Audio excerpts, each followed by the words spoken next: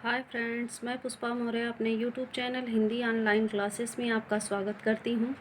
दोस्तों, आज मैं फिर आपके लिए लेके आई हूँ हिंदी भाषा और साहित्य के कुछ महत्वपूर्ण तथ्य हैं जो कि ये सभी प्रतियोगी परीक्षाओं में टेट, सीटेट और आपके टीजीटी, पीजीटी, नेट, जेआरएफ के लिए भी ये उपयोगी हैं। तो दोस्तों, आइए शुरू करते हैं। इससे पहले दोस्तों, आपसे एक रिक्वेस्ट है, अगर मेरा वीडियो पसंद आए तो लाइक करें, सब्सक्राइब करें, शेयर करें, बेल आइकन को प्रेस करना ना भूलें। तो चलिए दोस्तों, शुरू करते हैं वीडियो अपना। शुक्ल जी ने पुरानी हिंदी को नाम दिया था। शुक्ल जी ने पुरानी हिंदी को नाम प्राकृताभाष हिंदी कहा था। अपभ्रंश व राजस्थानी मिश्रित भाषा कहलाती है डिंगल।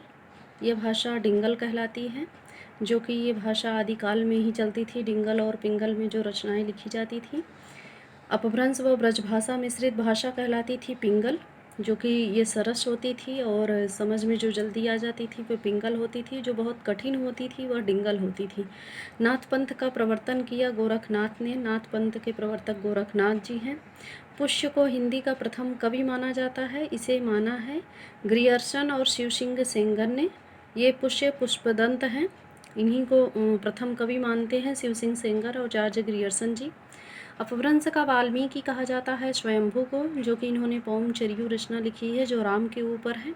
सिद्धों का सही समय है 9वीं सदी। 9वीं सदी में ही सिद्ध की उत्पत्ति हुई थी, वो आए थे। खुसरो के गुरु थे निजामुद्दीन औलिया जी। उक्ति व्यक्ति प्रकरण है, व्याकरण ग्रंथ है, दामोदर शर्मा का यह ग्रंथ है। ब्रजयानियों का प्रभाव इस क्षेत्र में था, पूर्वी भारत में इनका प्रभाव ज़्यादा था। हिंदुस्तान की तूती कहा जाता है अमीर खुसरो को। तूतीय हिंद इन्हें कहा जाता है। भक्ति आंदोलन को ईसाई धर्म के प्रभाव स्वरूप विकसित माना है। ईसाई धर्म के रूप में विकसित माना जॉर्ज ग्रियर्सन ने। आचार्य रामचंद्र शुक्ल ने भक्ति काल का समय निश्चित किया है 1375 से 1700 ईस्वी। सगुण भक्ति का आदि स्रोत ग्रंथ है श्रीमद् भागवत पुराण। यह सगुण भक्ति का आदि स्रोत माना जाता है। आचार्य शुक्ल ने भक्ति काल को बांटा है, 4 भागों में बांटा है इन्होंने, जिसमें से सगुण है, निर्गुण है, सगुण निर्गुण। और सगुण को इन्होंने 2 भागों में बांटा है, जो कि ज्ञानाश्रयी शाखा और प्रेमाश्रयी शाखा में। और निर्गुण को सगुण को इन्होंने 2 भागों में बांटा है। सगुण को राम भक्ति शाखा और कृष्ण भक्ति शाखा है। और निर्गुण को जो है इन्होंने 2 भागों में बांटा, जो कि ज्ञानाश्रयी शाखा है जिसमें कबीरदास जी हैं सर्वश्रेष्ठ, और एक प्रेमाश्रयी शाखा है जिसमें जायसी जी हैं। भक्ति काल को स्वर्णयुग सर्वप्रथम कहा जॉर्ज ग्रियर्सन जी ने। रामचंद्र शुक्ल ने सूफी काव्य धारा को नाम दिया है प्रेमाश्रयी शाखा। प्रेमाश्रयी शाखा को ही सूफी काव्य धारा भी कहा जाता है। प्रच्छन्न बौद्ध के नाम से किस दार्शनिक को जाना जाता है? तो शंकराचार्य जी हैं, इन्हें जाना जाता है। द्वैतवाद का प्रवर्तन किया है मध्वाचार्य ने। रामानुजाचार्य ने किस दर्शन का प्रतिपादन किया है? तो रामानुजाचार्य विशिष्टाद्वैतवाद से संबंधित थे। आलवार संतों की संख्या मानी जाती है लगभग 12 है इनकी संख्या। पुष्टि मार्ग के संस्थापक हैं वल्लभाचार्य जी, जो कि ये सूरदास के गुरु भी हैं, पुष्टि मार्ग के संस्थापक हैं। मराठी संत नामदेव किस जाति से संबंधित थे? तो वे दर्जी थे, नामदेव दर्जी थे। बीजक में संकलित रचना कबीरदास की है। बीजक, जो कि इनके कबीरदास के शिष्य थे धर्मदास जी ने, उन्हीं ने इनकी तीनों रचनाएं साखी शबद रामायणी को संकलित किया था। ज्ञानाश्रयी शाखा के प्रमुख कवि कबीरदास जी हैं। गुरु नानक की वाणियों का संग्रह आदि गुरु ग्रंथ साहब में मिलता है। रसखान के रचयिता मलूक दास जी हैं। चंडी चरित्र लिखा है गुरु गोविंद सिंह ने। योग चिंतामणि के रचयिता रामानंद जी हैं। कबीर का अहिंसावाद इस संप्रदाय का देन है। किसकी देन है? तो वैष्णव की। आचार्य शुक्ल ने कबीर की भाषा को यह नाम दिया, क्या नाम दिया था? सधुक्कड़ी। इनकी भाषा को सधुक्कड़ी कहा था रामचंद्र शुक्ल ने। कबीर को वाणी का डिक्टेटर कहा था हजारी प्रसाद द्विवेदी जी ने। संत काव्य में इस रस की प्रधानता है, तो शांत रस की संत काव्य में प्रधानता है, क्योंकि उसमें गुरु मुनियों का जो वर्णन होता है उसमें शांत रस ही आते हैं। कबीर इस शासक के समकालीन थे, तो सिकंदर लोदी के समकालीन थे कबीर जी।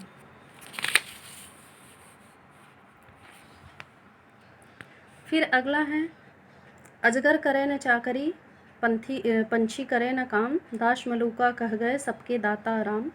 ये पंक्ति मलूक दास जी की है। मन के हारे हार है, मन के जीते जीत, पंक्ति है रहीमदास की।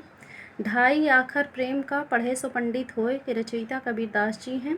सिख संप्रदाय के प्रवर्तक गुरु नानक जी हैं। विठोहा भक्त किस संत को कहा जाता है? तो नामदेव को विठोहा भक्त भी कहा जाता है।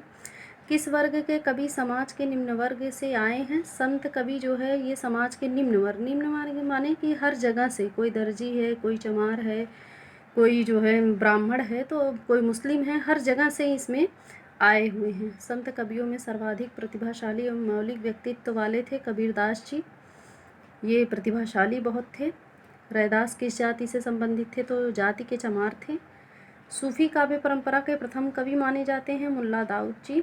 अवधी भाषा में चरित चंदायन के रचयिता हैं मुल्ला दाऊद। आचार्य शुक्ल ने सूफी काव्य परंपरा का प्रथम कवि माना है कुतुबन को। अवधी भाषा का प्रथम महाकाव्य पद्मावत की रचना की है मलिक मोहम्मद जायसी जी ने। सूफी काव्य के लिए प्रेम काव्य नाम दिया डॉक्टर राम कुमार वर्मा ने। सूफी काव्य को प्रेम काव्य नाम दिया है। चित्रावली रचना है उस्मान की। आखिरी कलाम के रचयिता हैं जायसी।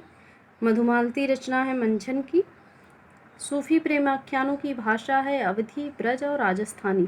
सूफी प्रेमाख्यान यानी कि जो भक्ति काल में प्रेमाश्रयी शाखा थी जायसी की, उसमें वो अवधी, ब्रज और राजस्थानी तीनों में ही लिखा करते थे। आचार्य शुक्ल ने सूफी पद्धति का अंतिम ग्रंथ माना है इंद्रावती को। भक्ति काल की प्रेमाश्रयी धारा पर किस मत का सर्वाधिक प्रभाव रहा है? तो सूफी मत का इस पर ज़्यादा प्रभाव रहा है। भारतीय सूफी कवि इस्लाम की किस शाखा से आते हैं? तो वे बेसरा पद्धति से आते हैं। पद्मावत की रचना काल का समय है 1540 ईस्वी।